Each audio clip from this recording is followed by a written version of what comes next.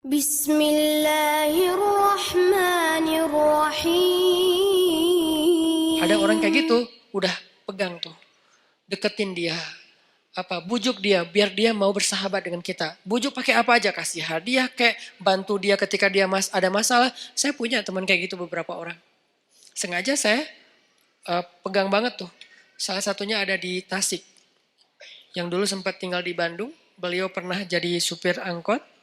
Kemudian ketemu saya di Masjid Al-Latif. Kemudian kenalan. Beliau jadi curhat, saya kerja di angkot sekarang udah mulai agak susah dapat pelanggannya, udah sepi angkot sekarang Ustadz. Ya udah, yuk kita usaha yang lain, bikin usaha bareng dia, jual pulsa yang 60 cabang itu bareng dia, biar dia terdongkrak lah ke penghasilannya.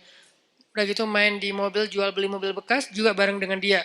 Sampai akhirnya dia jual kue keliling pakai motor. Motornya saya hadiahin motornya. Butuh apa? Ya kayak lebih enak daripada jual beli mobil bekas. Karena kita beberapa kali jual beli mobil bekas rugi. Gak tahu cara milih mobil, ketipu wae ya. Jadi akhirnya udahlah, kita gak usah jual beli mobil bekas gitu ya. Mending kita yang lain aja, apa dong gitu. Akhirnya dia mikir-mikir, dia survei, udah saya mau jual roti aja naruh-naruh di warung. Kan butuh kendaraan, saya kasih hadiah motor. Gak mahal sih, semampu saya waktu itu beli motor bekas, saya kasih ini Pak pakai aja motornya. Oh, alhamdulillah Ustaz, alhamdulillah. Doa, nah doa ini nih yang saya nunggu-nunggu nih. Semoga Ustaz rezekinya bertambah dan segala macam. Bener, langsung Allah buktikan. Semoga makin bahagia, bener. Langsung, suamiku keren banget sih. Gitu. Itu tuh kan yang paling berharga ya, dihargain cewek kan. Itu tuh bener. Jadi dia saya jaga. Dia akhirnya mungkin karena ya Allah yang lebih tahu yang terbaik. Akhirnya dia gak sukses juga tuh bisnis roti. Pindahlah balik ke kampungnya karena anak istrinya di Tasik. Dia di Bandung kan kasihan ya. Ketemunya cuma 2 minggu sekali. Akhirnya udahlah Pak ke Tasik aja nanti. Di sana butuh apa saya support. Di Tasik dia jual sayur. Pakai motor yang tadi saya kasih.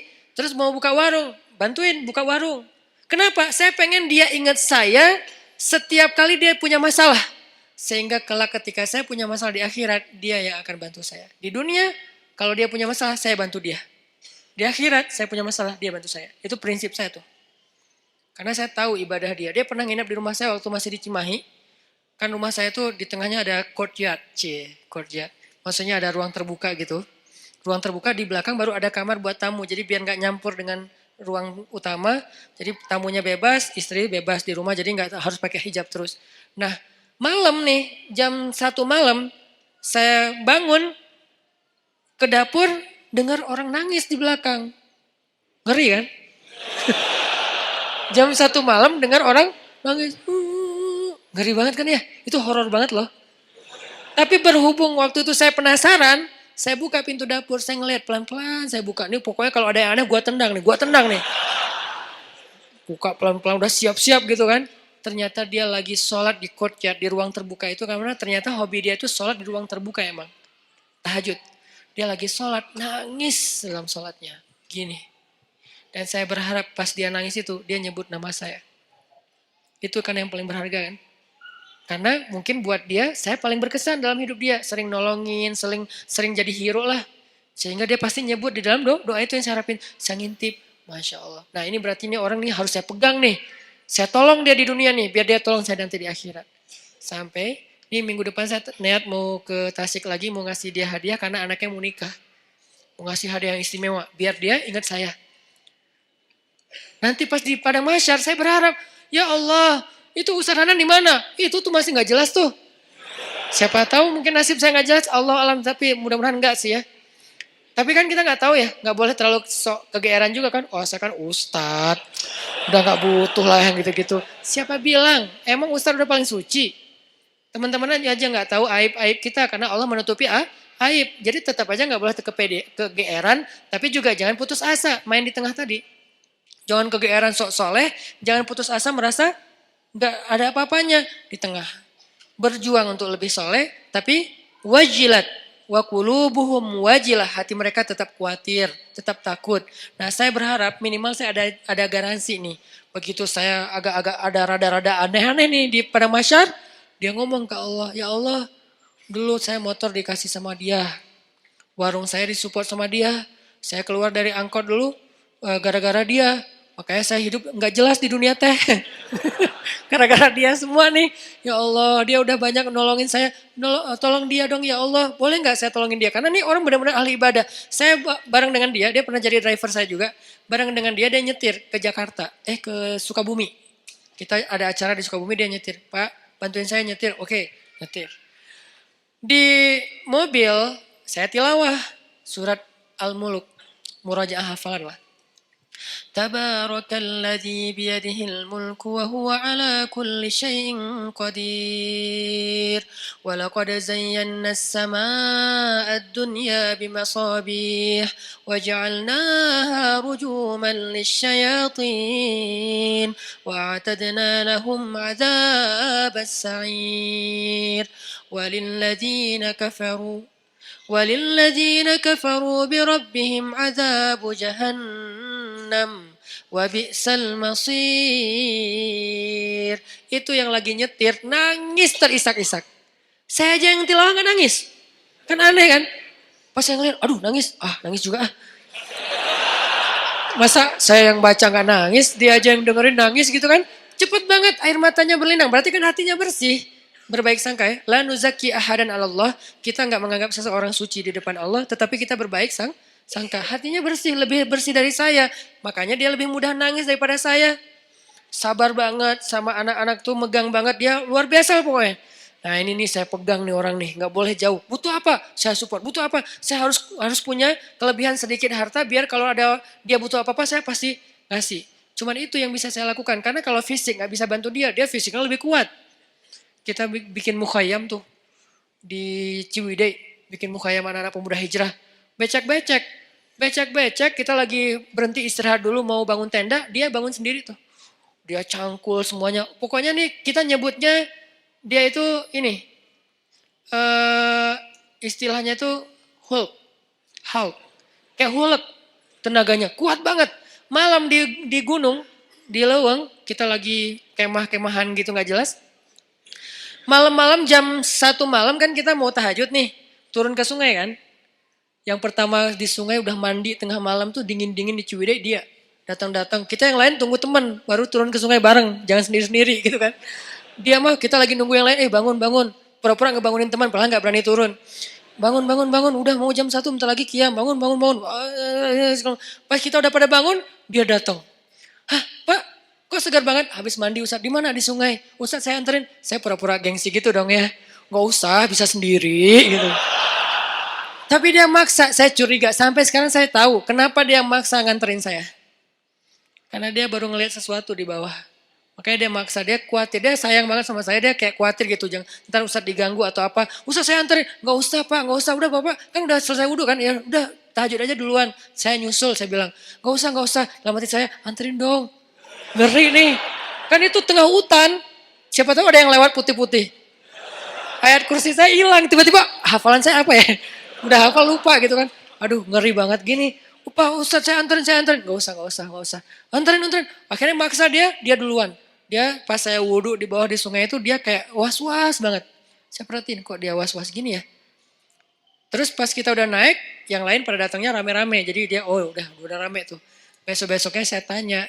Dia bilang udah gak apa-apa Ustaz gak apa-apa. Tapi saya yakin sampai sekarang dia pasti ada sesuatu. Makanya dia maksa banget. Gak pernah dia ekspresinya kayak gitu. Karena saya kenal dekat sama dia. Tapi dia gak pernah sekuatir itu sama saya. Ini bukan nakut-nakutin ya. Tapi emang menakutkan sih ngeri. Jadi maksudnya teman-teman intinya adalah itu tuh cara kita nyari bi'ah solihah. 1, 2, 3. Kalau ada 40. Targetnya 40. Kenapa 40 Ustaz? Hadis. Kalau seseorang meninggal dunia disolatkan oleh 40 orang solih. Dijamin terbebas dari azab kubur, api neraka, pasti masuk surga. 40 dengan kualitas kayak dia, itu gak gampang loh nyarinya. Bukan 40 orang, 40 orang soleh. Yang solehnya secara zahir kita lihat. Dan kita gak bisa ngelihat yang batinnya. 40 orang. Mulai dari 1, 2. Dan orang kayak gitu tuh jangan cuman kenal. Kalau cuman kenal nanti di akhirnya juga cuma kenal. Kamu kenal? Kenal. Gitu doang. Sampai bersahabat, sampai dia sayang sama kita. Makanya saya tuh walaupun dia udah di Tasik, kalau di rumah ada apa-apa, saya bilang, Pak, saya mau pindahan. Oh ya Ustadz, subuh dia datang tuh. Saya pernah tuh mobil saya, dia benerin rem. Cuman dia karena mungkin dia kayak otodidak ya, salah ngebenerin remnya. Malah ngelok gitu. Dia benerin rem mobil saya, karena sebetulnya saya bisa naruh di di yang resmi ya, dealer resmi. Cuman karena saya kayak ngerasa pengen nyari alasan buat ngasih ke dia. Saya nggak mau ngasih dia tanpa ada kerjaan, biar menghargai dia kan. Jadi saya kayak, udahlah rem mobil aja deh, cari-cari apa nih yang bisa diinin. Pak, benerin rem mobil udah habis, udah aus gitu kan. Cari dia sama dia rem mobil. Sebenarnya rugi buat saya, karena kenapa? Lebih bagus di dealer kan. Cuman kayak sayang aja gitu sama dia. Benerin, saya pikir ya aman-aman aja nih.